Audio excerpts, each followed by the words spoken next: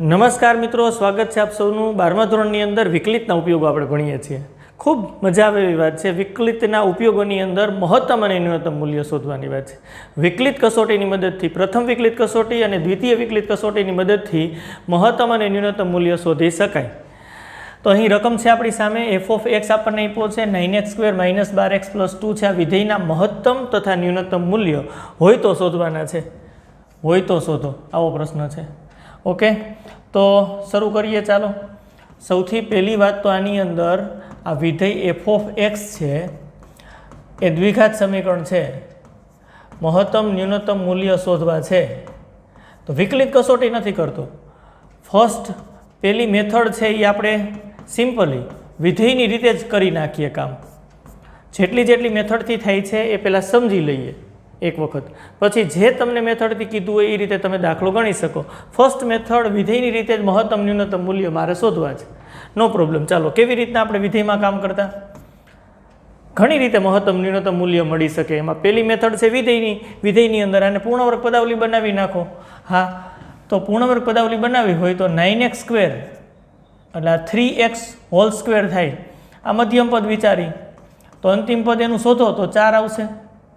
જેને ન આવડતું હોય આ સૂત્રની મદદથી શોધી શકે. અંતિમ પદ બરાબર મધ્યમ પદનો સ્ક્વેર છેદમાં 4 ગુણ્યા પ્રથમ પદ. આ આવે છે આપણને, આગલા ધોરણોથી આપણે જાણતા આવીએ છીએ. 4 આવે, સિમ્પલી ખબર પડે. અહીંથી 3x, અહીંથી 2, 3 ગુણ્યા 2 એટલે 6x, અને આગળ ગુણાકારમાં 2 હોય એટલે 12x થઈ ગયા. મધ્યમ પદ ગોઠવાઈ જાય છે. +2 અને -4. જો પૂર્ણવર્ગ પદાવલી બનાવવા માટે 4 ઉમેર્યા, 4 બાદ કર્યા. વિધેયની વાત તો આપ સૌ જાણો છો, બસ એ જ રીતે ઉકેલવાનો પ્રયત્ન કરું છું. પછી વિકલિત કસોટીમાં આપણે જાશું. બહુ બેઝિક મેથડ છે આ પહેલી મેથડ, ફર્સ્ટ મેથડ બહુ બેઝિક છે. તો એની અંદર આ પૂર્ણવર્ગ પદાવલી થઈ ગઈ 3x - 2² આ 3 સ્ટેપનું સાદુરૂપ. +2 - 4, ચાલો કહેજો. +2 અને -4 એટલે -2 આવું થાય. આ f ઓફ x આપણને મળી ગયા. જુઓ તમે, સ્પષ્ટ જોઈ શકાય છે. f ઓફ x આપણને આ રીતના મળે છે. f ઓફ x આપણને જો આ રીતના મળતા હોય તો f ઓફ x ને આપણે y પણ કહી શકીએ.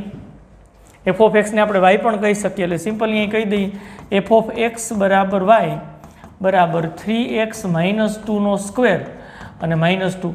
તો પેલી વિધેયની મેથડ શું છે તો કે વિસ્તાર ગણ શોધી લ્યો. ઓકે, ફર્સ્ટ મેથડ શું છે તો કે વિધેયનો વિસ્તાર ગણ શોધી લ્યો. વિસ્તાર ગણ મળી જાય તો આપણને 2 બાઉન્ડ્રી મળી જાય. કારણ કે કેની વચ્ચે આવે છે આપણને ખબર પડી જાય. તો આનો વિસ્તાર ગણ શોધવું હોય તો શું કરવું પડે? અહીંથી નંબર 1 વિધેયની અંદર વિસ્તાર ગણ શોધતા આ 3x - 2² કોઈ પણ સંખ્યાનો વર્ગ આપણને ખબર છે 0 કરતાં મોટો હોય. હા, અને 0 આવી શકે. x બરાબર અહીંયા તમે 2/3 રાખો તો 3 3 કેન્સલ, 2 - 2 એટલે 0, એટલે 0 કે 0 કરતાં મોટો આવે. આ આપણને ખબર છે. ઓકે, બંને બાજુ -2 લઈએ. 3x - 2² અસમતાની વાત છે. -2, 0 - 2 અસમતા નહીં બદલાય. બંને બાજુ ઋણ સંખ્યા ઉમેરવાથી અથવા તો બંને બાજુ સમાન સંખ્યા બાદ કરવાથી અસમતા બદલાતી નથી. જેમ વિચારો એમ. ઋણ સંખ્યા ઉમેરો એમ વિચારો તો ચાલે, અને સમાન સંખ્યા બાદ કરો એમ વિચારો તો ચાલે. -2 લીધા, અસમતા બદલાઈ નહીં. આ થઈ ગયું f ઓફ x, એટલે કે તમારું y જ છે. 3x - 2² છે, -2 -2 કરતાં મોટા મળે છે. એનું અર્થઘટન કે વિસ્તાર ગણ. વિસ્તાર ગણ આપણને અહીંથી મળી ગયો. fનો વિસ્તાર ગણ જે વિધેય f છે એનો વિસ્તાર ગણ આપણને મળી ગયો. -2 લેવાના છે અને એના કરતાં મોટી બધી જ કિંમત ચાલશે ઇન્ફિનિટિવ સુધી. ઓકે, તો -2 થી ઇન્ફિનિટિવ એટલે મહત્તમ કિંમત જો ડિક્લેર નથી કરી શકાતા. ઇન્ફિનિટિવ એટલે અનંત, અવ્યાખ્યાયિત. જે તમે વિચારો આમ અનંત સુધી આવે. -2 થી મોટી કેટલી તો કે આમ અસંખ્ય સંખ્યા સુધી લઈ શકાય. એટલે એમાંથી કોણ સૌથી મોટું એ નક્કી ન કરી શકાય.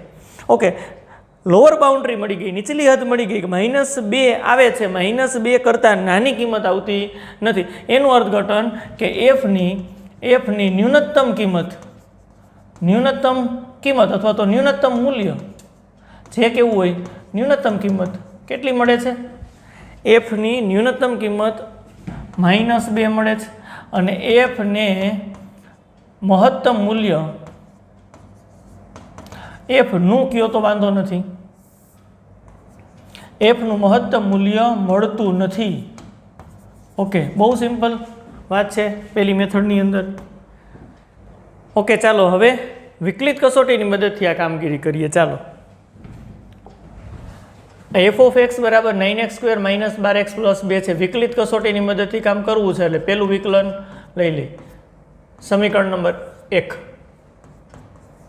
બંને બાજુ વિકલન લીધું છે. d/dx 9x² minus 12x plus 2. કઈ વિકલિત કસોટી કરીએ છીએ, પ્રથમ કે દ્વિતીય? તો આ સેકન્ડ મેથડની અંદર અહીંયા આપણે હેડિંગ મારી દઈએ સેકન્ડ મેથડ. બીજી મેથડ આપણે કરીએ છીએ મહત્તમ ન્યૂનતમ મૂલ્ય હોય તો શોધો છો, હા ન હોય તો ના પાડી દો છો, કોઈ વાંધો નથી. Second method. દ્વિતીય વિકલિત કસોટી પહેલાં કરીએ,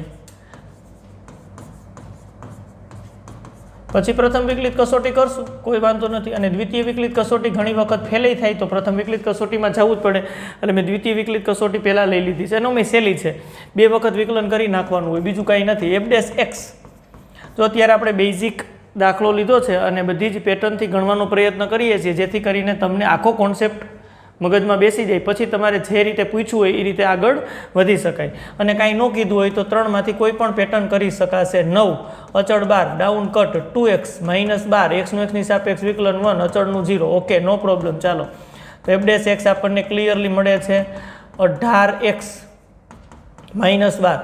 આ સમીકરણ નંબર 2.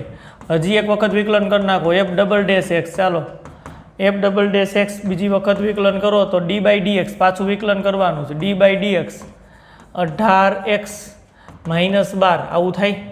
ઓકે, f'(x) બરાબર 18 અચળ 12 x નું x ની સાપેક્ષ 1 12નું 0 અચળનું 0. f'(x) બરાબર આપણને 18 મળે છે. નંબર 3. ઓકે, દ્વિતીય વિકલિત કસોટીમાં શું કરતા હતો કે સ્થાનીય મહત્તમ ન્યૂનતમ મૂલ્ય માટે સ્થાનીય મહત્તમ ન્યૂનતમ મૂલ્ય માટે શું તમે કરી શકો? સ્થાનીય મહત્તમ ન્યૂનતમ માટે તમે પહેલા વિકલન બરાબર 0 મૂકી શકો તો આપણને એવા સી મળે કે જ્યાં આપણે નિર્ણય કરી શકીએ. એને નિર્ણાયક બિંદુઓ કહેવાય. ક્રિટિકલ પોઈન્ટ સૌથી પહેલાં શોધવા પડે. f'(x) બરાબર 0 મૂકીને આગળ વધી શકાય. f'(x) બરાબર 0 એટલે સમીકરણ 2 છે. ચાલો, f'(x) એટલે 18x f'(x) એટલે 18x માઇનસ 12 બરાબર 0. ચાલો સાદુરૂપ આપો. 18x બરાબર 12. ઓકે, ચાલો x બરાબર કેટલા થાય? 12/18. ચાલો x બરાબર કેટલા થશે? સાદુરૂપ આપો. 6 દુ 12 6 તેરી 18. x બરાબર 2/3. આ બિંદુ ક્રિટિકલ પોઈન્ટ કહેવાય, નિર્ણાયક બિંદુ, કે ત્યાં મહત્તમ ન્યૂનતમ કિંમત હોઈ શકશે. ચાલો, નો પ્રોબ્લેમ. હવે x બરાબર તો આપણને આ મળ્યું. હવે આપણે શું કરવાનું છે? દ્વિતીય વિકલિત કસોટી છે. બીજા વિકલનની અંદર આ મૂકવાનું f'(2/3). ચાલો, f'(x) બરાબર 18 છે. 18 એટલે અચળ, x ની જગ્યાએ ગમે રાખો તો 18 આવે. ગ્રેટર દેન 0, દ્વિતીય વિકલન ગ્રેટર દેન 0 આવે છે. તેથી કહી શકાય કે f એ x બરાબર 2/3 આગળ સ્થાનીય કયો? ચાલો, ગ્રેટર દેન 0 આવ્યો. સ્થાનીય ન્યૂનતમ છે. સ્થાનીય ન્યૂનતમ છે. અને સ્થાનીય ન્યૂનતમ મૂલ્ય શું થાય? સ્થાનીય ન્યૂનતમ મૂલ્ય આપણે તો સ્થાનીય ન્યૂનતમ મૂલ્ય શોધવાનું છે. ઓકે, શું મળશે સ્થાનીય ન્યૂનતમ મૂલ્ય? હા, f'(2/3) જે રિઝલ્ટ આપે. ઓકે, મૂકવામાં 9x ની જગ્યાએ 2/3² માઇનસ 12 x ની જગ્યાએ 2/3 સમીકરણ 1 માં મૂકીએ છીએ. f(x) ની અંદર મૂકી દઈએ છીએ +2. ચાલો સાદુરૂપ આપી દો. 9 4/9 આવે છે માઇનસ 12 2/3 પ્લસ 2. ચાલો આમ છેદ ઉડે. આ 9 સાથે કેન્સલ એટલે 4 થશે. અહીંયા 4 તેરી 12 4 × 2 એટલે 8 થાય અને +2 જોઈ શકાય છે. 4 ને 2 6 માઇનસ 8 એટલે -2 આવે છે. ઓકે, સ્થાનીય ન્યૂનતમ મૂલ્ય -2 મળ્યું. આગળ એટલું જ મળતું હતું. x બરાબર 2/3 આગળ સ્થાનીય ન્યૂનતમ મૂલ્ય -2 મળે છે. ઓકે, આની અંદર આપણે એવું સ્પષ્ટ કહી શકીએ. શું કહી શકીએ? હા, સ્થાનીય મહત્તમ મૂલ્ય ન મળે એવું લખ્યું છે. કેમ? કારણ કે એક જ ક્રિટિકલ પોઈન્ટ આવ્યો છે x બરાબર 2/3 અને ત્યાં સ્થાનીય ન્યૂનતમ થાય, સ્થાનીય મહત્તમ કિંમત જ નથી મળતી. ઓકે, ઓકે ચાલો, સ્થાનીય મહત્તમ મૂલ્ય નહીં મળે એટલે સ્થાનીય ન્યૂનતમ મૂલ્ય -2 અને સ્થાનીય મહત્તમ મૂલ્ય મળતું નથી. આ દ્વિતીય વિકલિત કસોટી થઈ. રેડી? દાખલો છે, પ્રથમ વિકલિત કસોટીથી કરવો છે એટલે પ્રથમ વિકલિત કસોટીમાં પહેલું વિકલન જોશે ખાલી આપણે, એટલે f' બંને બાજુ વિકલન કરી નાખીએ છીએ d/dx. હમણાં આપણે કર્યું હતું એ જ રીતે વિકલન થશે 12x + 2. થર્ડ મેથડ છે, પ્રથમ વિકલિત કસોટી.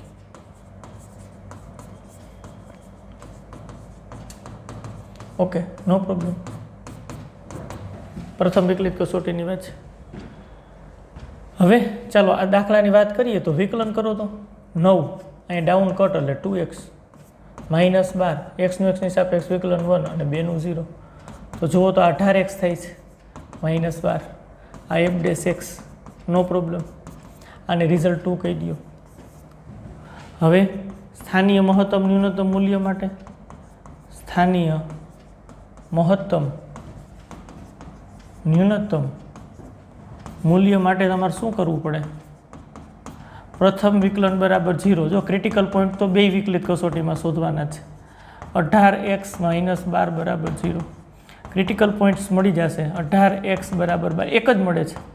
x બરાબર 12/18, x બરાબર 6 દુ 12 એટલે 2 આવશે ઉપર, 6 તેરી 18, 2/3. હવે આની આજુબાજુ વિચારવાનું છે એટલે 2/3 થી x ઓછા હોય ત્યારે અહીં x ની કિંમત 2/3 કરતાં ઓછી હોય, નાની હોય. હા, આપણે ખબર છે ને h greater than 0 ખૂબ જ નાનો વિચારીએ છીએ, ખૂબ જ નાનો. હા, એટલે આ બાઉન્ડ્રી આ બાજુની લખવી તો આપણે આવું લખતા હોય 2/3 - h કરતાં x મોટા. તો ત્યારે f' ની સ્થિતિ શું આવે? ત્યારે વિકલિત શું મળે? 18x. જોજો ખાસ, f' આવું છે 18x - 12. આમાંથી 6 કોમન કાઢો ને, 6 કોમન કાઢો, 3x - 2. ઓકે, 2/3 કરતાં નાની કિંમત રાખો. એક વિચારી લ્યો, આમ બહુ નજીકની કિંમત વિચારવાની હોય. 2/3 કરતાં આમ નાની કિંમત એક વિચારી લઈ. ધારો કે વિચારીએ અહીં 0 રાખી દઈ, પ્લસ માઇનસની ખબર પડે એટલે, બીજું કંઈ નથી. તો આ કિંમત માઇનસ ઋણ આવશે, <0 થાય છે. એક્સની કિંમત 2/3 કરતાં મોટી વિચારીએ, બહુ મોટી નથી લેવાની. જો અહીં એટલે h અતિ સૂક્ષ્મ લીધેલા છે. આપણે વિકલિત કસોટીમાં જોયું હતું એની આજુબાજુ બહુ નજીક જોવાનું છે. ત્યારે f' બરાબર શું થાય? તો કે 6 3x - 2 કેવા મળે છે? ચાલો, 2/3 કરતાં મોટા અહીંયા વિચારી શકાય. 2/3 કરતાં મોટા 1 રાખી જુઓ, કારણ કે 2/3 કરતાં કિંમત મોટી થશે. હા, 1 3માંથી 2 બાદ એટલે 1 × 6 એટલે 6 ગ્રેટર ધેન 0 મળે. જો નિશાની જુઓ, ઘટતી કિંમતથી વધારે કિંમત તરફ જાય છે એક્સમાં, ત્યારે વિકલન ઋણમાંથી ધન થાય છે. એટલે આપણે સ્પષ્ટ અહીંયા નક્કી કરી શકીએ. શું આપણે નક્કી કરી શકીએ? f' એટલે કે વિકલન f' એ કેમાંથી? ઋણમાંથી. સિમ્બોલિક રીતે આવું લખીએ છીએ, ઋણમાંથી ધન થાય છે. ક્યાં? x બરાબર 2/3 આગળ f' એ ઋણમાંથી ધન થાય છે. તેથી કહી શકાય કે x બરાબર 2/3 આગળ, x બરાબર 2/3 આગળ પ્રથમ વિકલન ઋણમાંથી ધન થાય છે.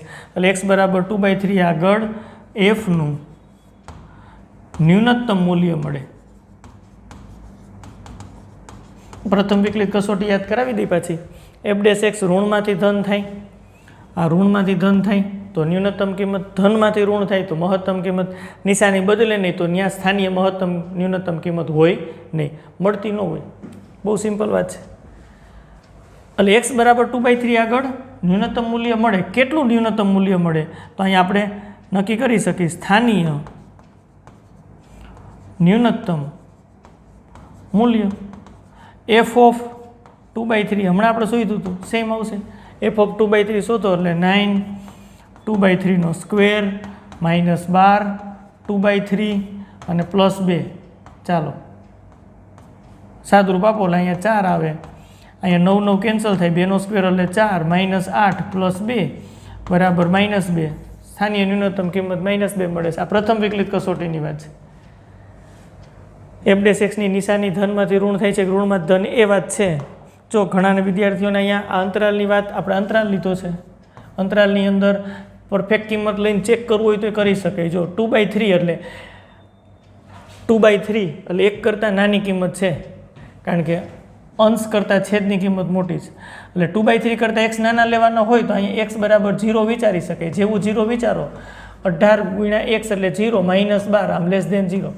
2/3 x એના કરતાં કેવા છે? નાના છે. 2/3 કરતાં x નાના છે પહેલા વિકલ્પમાં, એટલે એની નાની કિંમત કોઈ પણ એક લઈને વિચારી જોવે f'(x) કેવું થાય છે. અહીંયા જુઓ તો 2/3 કરતાં x મોટા, અને 2/3 એટલે 1 કરતાં નાની કિંમત છે, તો એના કરતાં મોટી કિંમત એટલે 1 જ લઈને વિચારો. 1 રાખો એટલે 18 × 1 -12 બરાબર 6 > 0. ત્યાં જુઓ જીને હતું કેવું? તો કે ઋણ. થઈ ગયું કેવું? ધન. આમ વિચારી શકે MCQ માટે. પેટર્ન આ છે લખવાની અંતરાલની. ઓકે. જો દ્વિતીય વિકલિત કસોટી સહેલી થઈ, કારણ કે એની અંદર કંઈ આવું તારણ આપણે ન કાઢવું પડે. દ્વિતીય વિકલિત કસોટીમાં તો પ્રથમ વિકલન બીજું વિકલન, પ્રથમ વિકલન બરાબર 0 એટલે ક્રિટિકલ પોઈન્ટ, એમાં તો સરખું જ આવે છે. પછી એ દ્વિતીય વિકલિત કસોટીમાં એટલે કે દ્વિતીય વિકલનમાં મૂકી દેવાનું. દ્વિતીય વિકલનની નિશાની આવે એના પ્રમાણે મહત્તમ ન્યૂનતમની ચર્ચા કરી શકાય. હવે 3 મેથડ ક્લિયર છે એકદમ? ઓકે. ચાલો હવે દાખલા ગણીએ આપણે, અને એ દાખલાની અંદર જે પેટર્નથી આપણે ગણવું હોય એ પેટર્નથી ગણી શકાશે. ઓકે. ચાલો નેક્સ્ટ દાખલા તરફ આગળ વધીએ. એના પછીના દાખલાની રકમ છે f(x) બરાબર x⁻³ + 1. 3 મેથડથી સોલ્વ કરી શકાય. સ્થાનીય મહત્તમ ન્યૂનતમ કિંમત હોય તો શોધવાની છે, તો આ 3 મેથડથી થઈ શકે, આપણને ખબર છે. Equation number 1. તો સૌથી પહેલી વાત આપણે કોઈ પણ મેથડથી કરવી છે. દ્વિતીય વિકલિત કસોટીથી હાથ જ આવીએ, પ્રથમ વિકલન કરી નાખીએ. હવે આપણને ચોઈસ છે, કારણ કે પહેલા દાખલાની અંદર આપણે બધી જ પેટર્ન વિચારી લીધી છે, બરાબર? એટલે દ્વિતીય વિકલિત કસોટી કરીએ. દ્વિતીય વિકલિત કસોટી ફેલ થાય તો પછી પ્રથમ વિકલિત કસોટીમાં જવાય. f'(x) ક્રિટિકલ પોઈન્ટ શોધવા માટે વિકલન કરવું છે તો 3x² અને 1 નું 0, બરાબર? એટલે f'(x) બરાબર 3x² આપણને મળે છે. ઓકે, નો પ્રોબ્લેમ. નંબર 2, હજી એક વખત વિકલન કરવું છે. f'(x) બરાબર d/dx 3x². ચાલો વિચારો. f'(x) બરાબર 3 અને આનું ડાઉન કટ એટલે 2x. ઓકે. f'(x) બરાબર 6x. નંબર 3 વિધેય પ્રથમ વિકલન અને દ્વિતીય વિકલન. વાત પૂરી થઈ ગઈ. હવે સ્થાનીય મહત્તમ ન્યૂનતમ માટે, સ્થાનીય મહત્તમ ન્યૂનતમ મૂલ્ય માટે શું કરી શકાશે? પ્રથમ વિકલન બરાબર 0. ચાલો પ્રથમ વિકલન ઇક્વેશન નંબર 2 પરથી 3x². ક્લિયર? x બરાબર 0 મળે છે. ક્રિટિકલ પોઈન્ટ, નિર્ણાયક બિંદુ x બરાબર 0. ઓકે. હવે દ્વિતીય વિકલનમાં મૂકો. f'(0) f'(x) બરાબર 6x છે. 6 અને x ની જગ્યાએ 0 બરાબર 0 મળે છે. દ્વિતીય વિકલનની કિંમત 0 આવે તો અહીંયા સ્પષ્ટ લખી શકી દ્વિતીય વિકલિત કસોટી નિર્ણય કરવામાં નિષ્ફળ જાય છે. જોયું તમે? જો દ્વિતીય વિકલન >0 આવે, 0 કરતાં એની કિંમત મોટી આવે તો સ્થાનીય ન્યૂનતમ, <0 આવે, 0 કરતાં નાની આવે તો ત્યાં સ્થાનીય મહત્તમ હોય, પણ 0 આવે તો નિષ્ફળ જાય. તો કેની મદદથી આપણે સ્થાનીય મહત્તમ ન્યૂનતમની ચર્ચા કરવી પડે? પ્રથમ વિકલિત કસોટીની મદદથી. જો આટલી વાત છે એટલે બીજો દાખલો આપણે પસંદ કર્યો છે. દ્વિતીય વિકલિત કસોટી અહીંયા નિષ્ફળ વહી ગઈ. પ્રથમ વિકલિત કસોટીથી આ કરવું પડે. અત્યારે વાત કરી છે દ્વિતીય વિકલિત કસોટીની મદદથી વાત કરી છે. ઓકે, પ્રથમ વિકલિત કસોટીથી કામ કરીએ. ચાલો, આ દાખલો છે પ્રથમ વિકલિત કસોટીની મદદથી. પ્રથમ વિકલિત કસોટીની મદદથી સોલ્વ કરવો છે. પહેલેથી જ પ્રથમ વિકલિત કસોટી કરી હોત તો કોઈ વાંધો નથી. દ્વિતીય વિકલિત કસોટી કરો અને જો વિકલન દ્વિતીય વિકલન f ડબલ ડેસ્ક 0 આવે તો ત્યાં દ્વિતીય વિકલિત કસોટી નિષ્ફળ જાય. તમારા કોન્સેપ્ટ સરખા થાય એટલે આ પ્રકારના દાખલા પસંદ કર્યા છે કે જેની અંદર બધોય હાર્દ આવી જતો હોય.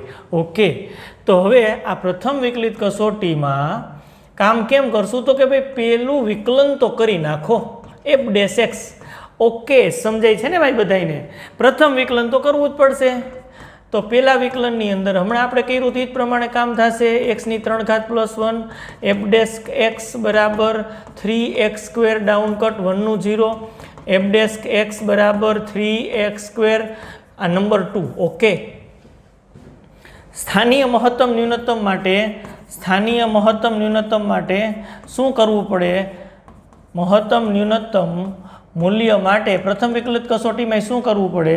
તો કે ક્રિટિકલ પોઈન્ટ શોધવા પડે. તો એના માટે f ડેસ્ક xની કિંમત 0 રાખવી પડે અને એ બિંદુઓ શોધવા પડે. શોધી લઈએ. x બરાબર 0 મળે છે. ઓકે, તો આપણે આગળ મળ્યું હતું, કોઈ વાંધો નથી. હવે 0ની આજુબાજુ વિચારવાનું છે. 0ની આજુબાજુ એટલે અહીંયા 0 હોય તો આવો અંતરાલ બને 0 માઇનસ h અને આવો અંતરાલ બને 0 પ્લસ h અંતરાલમાં. તમને સમજાય એટલે આપણે આવી રીતની વાત કરીએ. એક્સની કિંમત 0 કરતાં નાની હોય કારણ કે ઓછાથી વધારે તરફ જવાનું છે, ઘટતા મૂલ્યથી વધતા મૂલ્ય તરફ જવાનું. ત્યારે વિકલન પ્લસમાંથી માઇનસ થાય છે, માઇનસમાંથી પ્લસ થાય છે કે નિશાની બદલતું નથી એ જોવાનું છે. એટલે આ બાજુની કિંમતથી આમ તમારે વધારવાની છે કિંમત, આ બાજુ કિંમત જાય એમ વધતી જાય એ તમને ખબર છે. એટલે એક્સની કિંમત 0 કરતાં મોટી લ્યો એ પહેલાં 0 કરતાં નાની વિચારવાની છે કારણ કે 0ની આજુબાજુના અંતરાલમાં f ડેશ એક્સનું ચિહ્ન કેવું થાય છે. એટલે તમારે આજુબાજુમાં એટલે ઘટતી કિંમતથી વધારે કિંમત તરફ જવાનું. જોજો, ખાસ જોજો, ઉલટું લ્યો તો બધું ઉલટું થઈ જાય. ઘટતી કિંમતથી વધારે કિંમત તરફ જવાનું છે. આ બાજુ ઘટતી કિંમત છે એની એ તરફથી વધતી કિંમત તરફ એક્સને આગળ વધારવાના છે. એટલે 0 માઇનસ એચથી 0 અંતરાલમાં f ડેશ એક્સનું ચિહ્ન કેવું છે અને 0થી 0 પ્લસ એચમાં f ડેશ એક્સનું ચિહ્ન કેવું છે. આ અંતરાલ નથી લખતા, હવે આમ લખી નાખી તો હાલે. કોઈને આમ લખવું હોય તો લખી શકે 0 માઇનસ h x અને 0. અહીંયા આપણે દર્શાવ્યું છે અંતરાલ. એક્સની કિંમત 0 કરતાં નાની હોય ત્યારે f ડેશ એક્સ શું છે? અહીંયા જુઓ તો 3x સ્ક્વેર છે. અહીંયા -1 લઈને ચેક કરી લઈ, ખબર પડે ને. એટલે કેટલા થાય? 3 ગ્રેટર દેન 0, નિશાની ધન. આ સિમ્બોલિક તો એટલા માટે દર્શાવું છું મજા આવે, તમને દેખાય. એક્સની કિંમત ગ્રેટર દેન 0, ઘણાઈને આમ લખવું હોય તો લખે 0 પ્લસ h. આ અંતરાલમાં સિસ્ટમેટિક લખતાય શીખવાડું છું આ અંતરાલની અંદર. એટલે કે આ અંતરાલની વાત છે, આ અંતરાલની વાત છે. 0થી 0 પ્લસ h અંતરાલની અંદર એક્સની કિંમત 0 કરતાં મોટી એટલે અહીં વિચારી લેવાય. આમ 0 કરતાં મોટી એટલે 1 રાખી જોવાય. f ડેશ 1 1 રાખી જોવાય. 1નો સ્ક્વેર એટલે 1 3 ગ્રેટર દેન 0 પ્લસ. તો એનું અર્થઘટન શું થયું? સ્પષ્ટ. શું આવે? f ડેસ્ક એ નિશાની એટલે કે ચિહ્ન બદલતું નથી અને તેથી કહી શકાય કે f ને એમ કહો તો વાંધો નથી, f ને x બરાબર 0 આગળ સ્થાનીય મહત્તમ કે ન્યૂનતમ મૂલ્ય નથી, ન મળે. જે શબ્દ વાપરવો હોય, x બરાબર 0 આગળ સ્થાનીય મહત્તમ ન્યૂનતમ મૂલ્ય નથી ભાઈ વિધેયને, કોઈ ટેન્શનવાળી વાત નથી. જો દ્વિતીય વિકલિત કસોટી નિષ્ફળ ગઈ હતી પણ તોય પ્રથમ વિકલિત કસોટીને આધારે ચેક કરવું પડે. ક્યાંક એવું બને કે આપણને મહત્તમ કિંમત અથવા તો ન્યૂનતમ કિંમત મળી જાય, બરાબર. અહીંયા આપણે નિશાની બદલતું નથી એટલે આપણે હવે સ્પષ્ટ કહી શકીએ કે ભાઈ આ વિધેયની મહત્તમ ન્યૂનતમ કિંમત મળતી નથી. તો શું કર્યું આ દાખલાની અંદર? પહેલો દાખલો ત્રણેય મેથડથી કર્યો. બીજા દાખલાની અંદર પહેલાં દ્વિતીય વિકલિત કસોટી લીધી, એ કસોટી નિષ્ફળ ગઈ. પહેલો દાખલો જે લીધો તો એની અંદર ત્રણ કસોટીથી પરિણામ મળતા હતા અને સરખા મળતા હતા. બીજો દાખલો લીધો તો એની અંદર દ્વિતીય વિકલિત કસોટી નિષ્ફળ ગઈ, ફેલ. કોઈ વાંધો નથી, ચાલો ઓકે. એટલે પ્રથમ વિકલિત કસોટી કરી, તો પ્રથમ વિકલિત કસોટીની અંદર નિશાની બદલતું નથી, પ્લસનું પ્લસ જ રહે છે. એનું અર્થઘટન કે ત્યાં મહત્તમ ન્યૂનતમ કિંમત ન મળે. ઓકે, હવે કઈ રીત બાકી રહી? તો કે વિધેયની. તો ખરેખર તમે જોયું હોત ને તો વિધેય જુઓ તમે, એફ ઓફ એક્સ બરાબર x3 + 1 એનો વિસ્તાર ગણો જ r થાય. r એટલે -∞ થી ઇન્ફિનિટી. એનું અર્થઘટન કે એની ન્યૂનતમ કિંમતે ફાઇન્ડ નથી કરી શકાતી, મહત્તમ કિંમતે ફાઇન્ડ નથી કરી શકાતી, ન શોધી શકાય. આ રકમ જોઈને ડાયરેક્ટ ખબર પડી ગઈ. હવે ગ્રાફ એનો દોરવો હોય તો દોરી શકાય. ગ્રાફ દોરી દઈ ચાલો. એફ ઓફ એક્સ બરાબર x3 + 1 છે એટલે x અક્ષ y અક્ષ બનાવીએ. એ વિધેયનો નેચર તો ખબર છે, એટલે જો આની અંદર વિધેય ચેપ્ટર જેને ખૂબ આવડતું હોય ને એને ખૂબ મજા આવે, કારણ કે ઘણા નિર્ણયો તો વિધેયની મદદથી જ થઈ જાય છે. વિધેયની મહત્તમ ન્યૂનતમ કિંમત શોધવાની વાત છે, તો વિધેય ચેપ્ટરની અંદર વિસ્તારગણ શોધવાની વાત બહુ કામે લાગે આમાં. અહીં એફ ઓફ એક્સ બરાબર વાય તમે કહેતા હોય તો એક્સ બરાબર 0 મૂકો તો વાય બરાબર કેટલા આવશે? એક્સ બરાબર 0 મૂકો તો વાય બરાબર 1. એટલે આ ગ્રાફ છે એ દેખીતી વાત છે 0 1 માંથી પસાર થાય. ઓકે, વાય બરાબર 0 ક્યારે આવે? એક્સ બરાબર -1 મૂકો તો આ ગ્રાફ છે એ -1 0 માંથી નહીં પસાર થશે ગ્રાફ. એટલે ગ્રાફ છે એ આવી રીતના આવે છે. x3 + 1 નો ગ્રાફ, આપણને એનો નેચર તો ખબર છે. આ મનત સુધી આ એફ ઓફ એક્સ બરાબર વાય બરાબર x3 + 1. આમ જુઓ ઇન્ફિનિટિવ ઉપર તરફ ને નીચે -∞ સુધી વિસ્તરેલો છે. આમાં ક્યાંય મહત્તમ ન્યૂનતમ કિંમત મળતી નથી. ના પછી જો એફ ઓફ એક્સ બરાબર e⁻x, આ વિધેયને મહત્તમ કે ન્યૂનતમ મૂલ્યો નથી તેમ સાબિત કરો. સ્પષ્ટ કીધું છે મૂલ્યો નથી એવું એક લીટીમાં થાય. આ પહેલું સમીકરણ f'(x) કરો વિકલન બે બાજુ. ચાલો d/dx e⁻x જોજો ખાસ. f'(x) d/dx e⁻x એટલે e⁻x નું વિકલન e⁻x. આ બે આવી રીતની વાત છે. હવે અહીં આપણે સ્પષ્ટ કહી શકીએ છીએ, અહીં સ્પષ્ટ કરી શકાય છે f'(x) બરાબર e⁻x > 0 for every x belongs to r રાખો તોય વાંધો નથી. -∞ થી ઇન્ફિનિટી આ અંતરાલની અંદર આની કિંમત > 0 જ મળે. ઘાતાંકીય વિધેય છે, તમને ખબર છે. અને તેથી કહી શકાય કે f એ r માં ચુસ્ત વધતું વિધેય છે અને તેથી f ની મહત્તમ ન્યૂનતમ કિંમત અથવા તો મૂલ્ય ન મળે. જોયું કેવી સરસ વાત છે. એટલે વધતા ઘટતાની વાત અહીંયા મેચ થાય છે. એટલે તો બે ટોપિક આપણે ભેગા લખ્યા છે, વધતું ઘટતું વિધેય અને મહત્તમ ન્યૂનતમની વાત. ઓકે, તમે કહેશો કે વિકલન 0 કરવું છે ભાઈ, અમારે વિકલન f'(x) આવે છે. f'(x) બરાબર વિચારો દીને e⁻x આ રહ્યું. આને 0 કરવા થાય? ન થાય, કોઈ દી 0 ન થાય. x ગમે એ રાખો 0 મળે જ નહીં. એનું અર્થઘટન કે નિર્ણાયક બિંદુ નથી મળતા, નિર્ણાયક બિંદુ જ નથી મળતા, ક્રિટિકલ પોઈન્ટ જ નથી મળતા. e⁻x is not equal to 0. કોઈ પણ ઘાત તમે રાખો, x બરાબર 0 રાખો તો એની 0 ઘાત એટલે 1 થાય. ઘાતાંકીય વિધેય આપણને ખબર છે. ઓકે, એટલે આપણે કામ ન કરી શકીએ. રેડી. ઘાતાંકીય વિધેયની વાત છે તો ઘાતાંકીય વિધેયના ગુણધર્મો અને એનો આલેખ આપણને ખબર હોય ને. એનો ગ્રાફ દોરવો હોય તો જો આવી રીતના દોરી શકાય. ઘાતાંકીય વિધેયનો ગ્રાફ કેવો મળે? આપણે સાતત્ય વિકલનીયતાની અંદર ઘાતાંકીય વિધેય લઘુગુણકીય વિધેયની વાત કરી છે. 0 x બરાબર 0 રાખો તો y બરાબર x બરાબર 0 રાખો. અહીંયા x બરાબર 0 રાખો તો f ઓફ x એટલે કે y બરાબર કેટલા મળે? એની 0 ઘાત એટલે 1 મળે. ક્લિયર છે? એનું અર્થઘટન કે 0નું પ્રતિબિંબ 1 આવે છે. એટલે આ ગ્રાફ છે એ તમને ખબર છે 0 1 માંથી પસાર થશે. ઓકે, ઘાતાંકીય વિધેયનો ગ્રાફ છે આ રીતનો મળશે. સાતત્ય અને વિકલનીયતાની અંદર વાત કરી. આની મહત્તમ કિંમત એ નથી મળતી, કારણ કે આમ તમે જેમ ઓછી કિંમતથી વધારે કિંમત તરફ જાઓ છો ત્યારે આ વધતું વિધેય છે. એટલે આમ કિંમત મોટી મોટી મોટી થઈ. કેટલી મોટી થઈ? ક્વેશ્ચન માર્ક, ન ખબર પડે, હેલી જ જાય છે. ઓકે, ઘટતું વિધેય હોય તો કિંમત ઘટતી જતી હોય, વધતું કિંમત હોય તો વધતી જતી હોય. ચુસ્ત શબ્દ વાપરો છે એટલે એક ધારી આમ વધતી જાય. એમાંથી સૌથી મોટી કોણ? ન ખબર પડે. ઓકે, તમે કહો ભાઈ આમાં વાંધો નથી, ઓછામાં ઓછી કિંમત તો ખબર પડે, એ ન પડે. કારણ કે અહીંથી કિંમત તમે આમ ઓછી, કેટલીક ઓછી? હા, એ ખબર છે કે e⁻x ની કિંમત 0 કરતાં મોટી આવશે. ફાઇનલી વાત છે, 0 નહીં આવે પણ 0 કરતાં મોટી આવશે. આ f(x) છે. જો બહુ ડિટેલમાં જાય છે આપણે, f(x) બરાબર e⁻x ની કિંમત 0 કરતાં મોટી થાય એટલે કે આનો વિસ્તાર તમારે લખવાનો થાય rf. f વિધેય રાખ્યું છે તો rf બરાબર વિસ્તાર લખવાનો થાય તો વિસ્તાર તમે લખી શકો 0 થી ઇન્ફિનિટી. અહીંયા 0 સૌવૃત અંતરાલ નહીં આવે, ત્યાં કયો અંતરાલ આવશે? વિવૃત અંતરાલ. કારણ કે એક્ઝેક્ટ 0 નથી લઈ શકતા. e⁻x is not equal to 0, 0 તો આવે જ નહીં. ઓકે, તો કેટલી નાની? કેટલી નાની? કઈ કિંમત? ઘણા કહે સાહેબ 0.1 લ્યો ને. અરે નો લેવાય ભાઈ, 0.01 આલે એનાથી નાની છે. તો તમે કહો કાંઈ વાંધો નહીં, એક કામ કરો 0.001 રાખો, આ રાખી દો. આઈ નો હાલે કારણ કે એના કરતાં નાની છે 0.00000000001.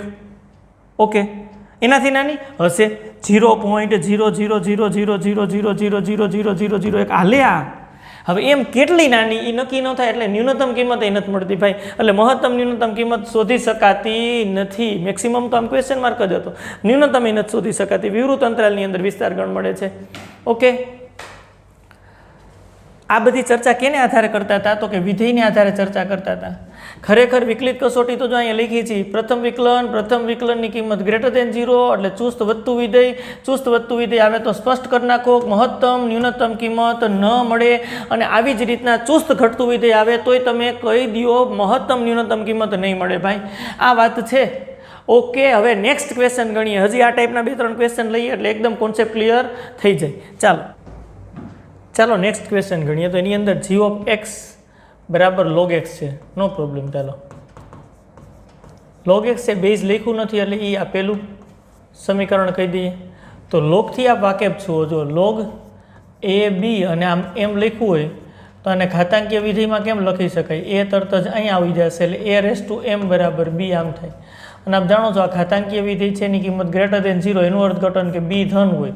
અહીંયા રહેલી કિંમત ધન હોય, x છે તો x છે ને એ બિલોંગ્સ ટુ 0 થી ઇન્ફિનિટી માટે જ લોગ વ્યાખ્યાયિત છે. આ પહેલું સમીકરણ. હા, 0 થી ઇન્ફિનિટીને તમે r પ્લસ પણ કહી શકો. આ મગજમાં રાખજો. પ્રત્યેક x, પ્રત્યેક એટલે દરેક x belongs to r plus માટે g(x) બરાબર log e⁻x છે. અહીંયા સ્પષ્ટતા કરી નથી log x ની, પણ આપણને ખબર છે કારણ કે log વ્યાખ્યાયિત કર્યું છે આપણે. ઓકે, હવે કાંઈ નથી દમ, વિકલન કરી નાખો. g'(x) પેલું વિકલન કરું છું d/dx log x આવડે છે ને. log x નું વિકલન શું થાય? 1/x. જુઓ જી અહીંયા g'(x) ક્લિયર કરો તો આના બરાબર 0 થશે નહીં થાય, ઉપર 1 છે એટલે ક્રિટિકલ પોઈન્ટ મળતા ને. તમે કહો અવ્યાખ્યાયિત થાય સાહેબ, એક્સની જગ્યાએ 0 રાખો, અવ્યાખ્યાયિત થાય ને અવ્યાખ્યાયિત થાય એને ક્રિટિકલ પોઈન્ટ કહેવાય. વિકલન 0 થાય અથવા તો વિકલન અવ્યાખ્યાયિત થાય, પણ x બરાબર 0 નહીં રાખી શકી કારણ કે એક્સની કિંમત 0 કરતાં મોટી છે, 0 નથી લેવાના. અને એમ રાખો તો આ > 0 આવે કારણ કે પ્રત્યેક x બિલોંગ્સ ટુ 0 થી ઇન્ફિનિટીવની વાત છે એટલે x 0 કરતાં મોટા છે એટલે 1/x 0 કરતાં મોટા થાય. અને તેથી કહી શકાય કે g એ આખો પ્રદેશ ગણ 0 ઇન્ફિનિટીવ એટલે કે r પ્લસમાં ચુસ્ત વધતું વિધેય છે. ચુસ્ત વધતું વિધેય છે અને તેથી આપણે બોર્ડ મારી શકી જીની મહત્તમ ન્યૂનતમ કિંમત નહીં મળે. મહત્તમ ન્યૂનતમ મૂલ્યો અથવા તો કિંમત ન મળે, નહીં મળે ભાઈ. આ કમ્પ્લીટ દાખલો, બહુ સહેલી વાત હતી. લોગનો ગ્રાફ દોરવો હોય તો તમારી ઈચ્છા એવી છે ગ્રાફ દોરી શકાય તો દોરાય, કાંઈ વાંધો નથી. ગ્રાફ દોરીએ. ચાલો ગ્રાફની અંદર ઓકે, ચાલો તમારી ઈચ્છા એવી છે કે આનો ગ્રાફ દોરીએ તો દોરીએ ગ્રાફ, કોઈ વાંધો નથી. તો ગ્રાફ માટે તમારી પાસે g(x) બરાબર છે આવું log x બેઝ e અને પ્રત્યેક x બિલોંગ્સ ટુ 0 ઇન્ફિનિટીવ આવી રીતની વાત છે. આનો ગ્રાફ દોરવો છે તો x બરાબર તમે 1 રાખો તો 0 કરતાં તો મોટા જ x રાખવાના છે. 1 રાખો તો તો g ઓફ 1 બરાબર log e બેઝ 1 0 થઈ. શું વાત છે? તો તમને બિંદુ મળી ગયું 1 0, કારણ કે આને y પણ કહી શકાય. આ બિંદુ આમાંથી ગ્રાફ પસાર થશે અને લોગનો ગ્રાફ એ આપણે જાણીએ છીએ જો આ રીતનો બને, આ x અક્ષ હોય, આ y અક્ષ હોય, આ ઉગમ બિંદુ હોય, કેમાંથી પસાર થાય લોગનો ગ્રાફ? હંમેશા 1 0 માંથી, એટલે આમાંથી પસાર થશે. ઓકે, કેમ આવશે? કેવો નેચર આવશે ગ્રાફનો? આવી રીતના આમ નેચર આવશે,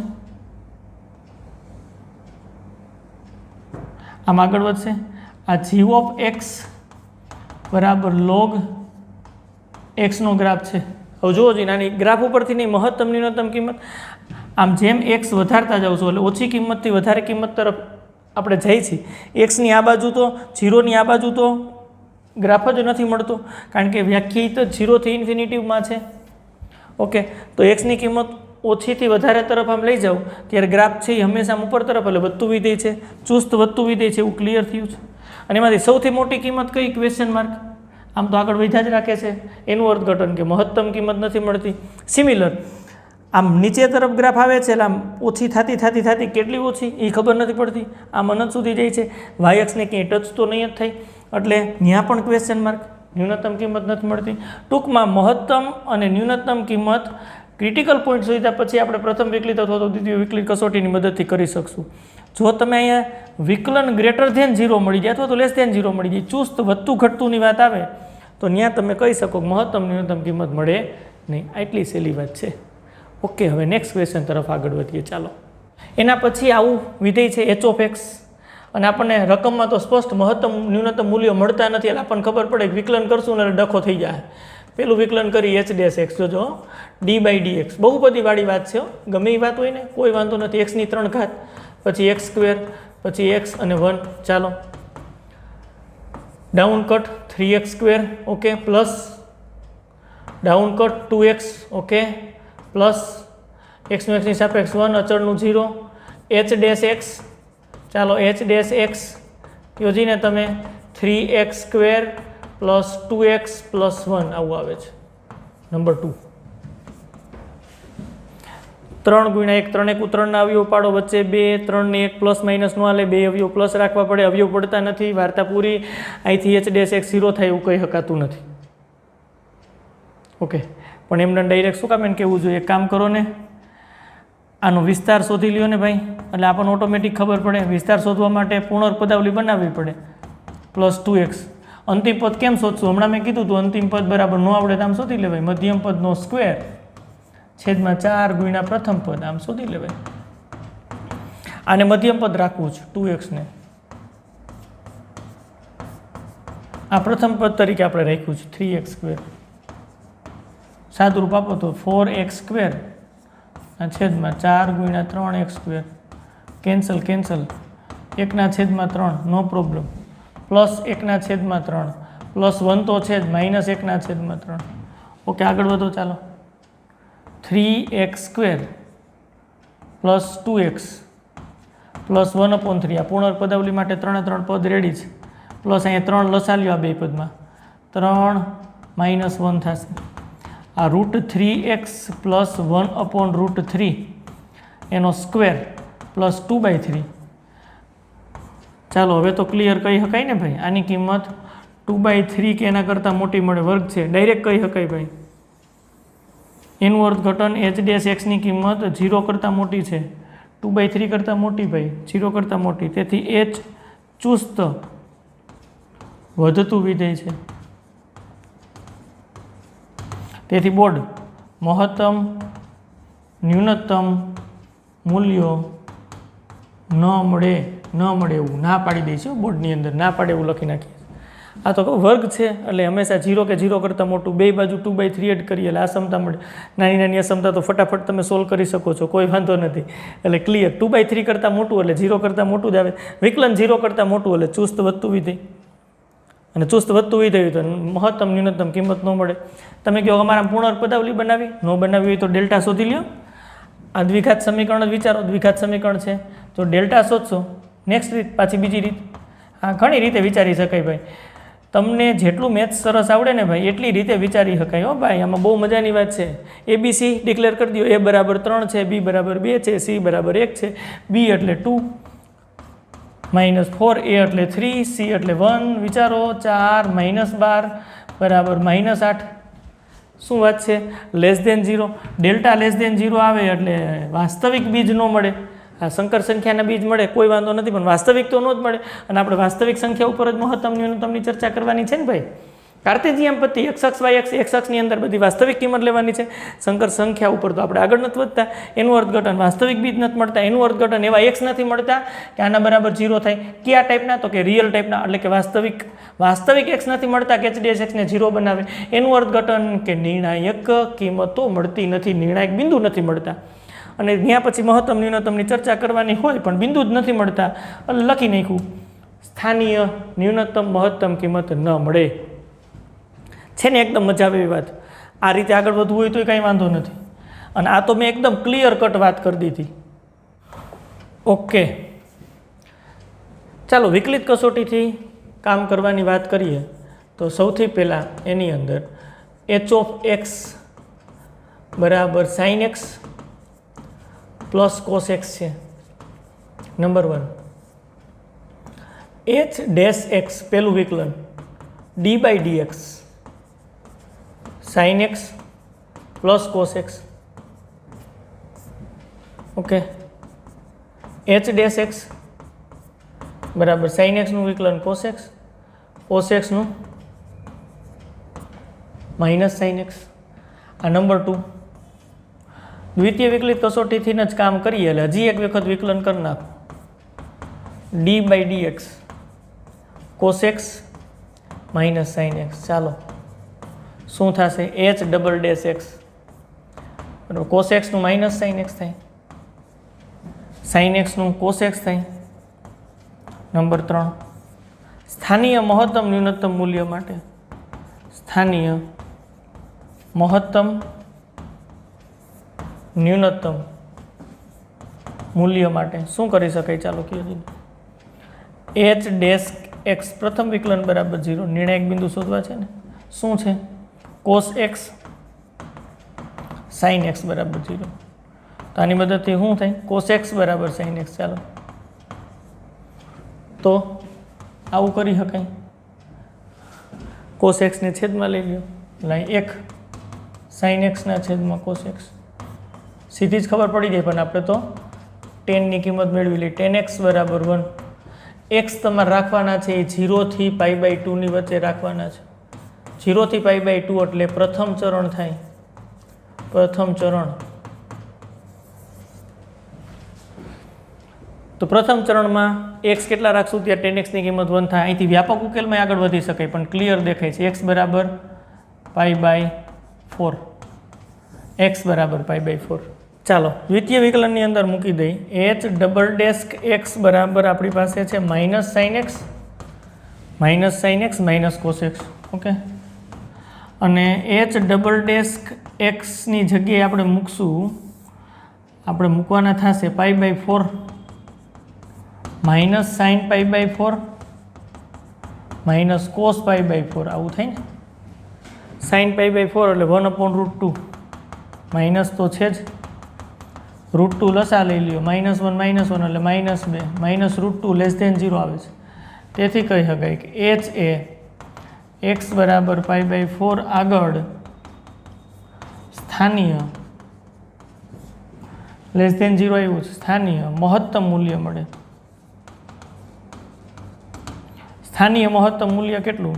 સ્થાનીય મહત્તમ મૂલ્ય કેટલું? તો કે f(π/4). ચાલો f(π/4) શોધો. એટલે sin π/4 વિધેયમાં મૂકી દઈએ છીએ. સમીકરણ આ છે એમાં પ્લસ cos π/4 કેટલું થાય? તો કે 1/√2 પ્લસ 1/√2 એટલે 2/√2 આવ્યું. કેન્સલ એટલે √2. ઓકે મિત્રો, અહીંયા સુધી રાખશું. નેક્સ્ટ વિડીયો લેક્ચરની અંદર નવા ટોપિક સાથે પાછા આપણે મળશું. આવજો. Thank you.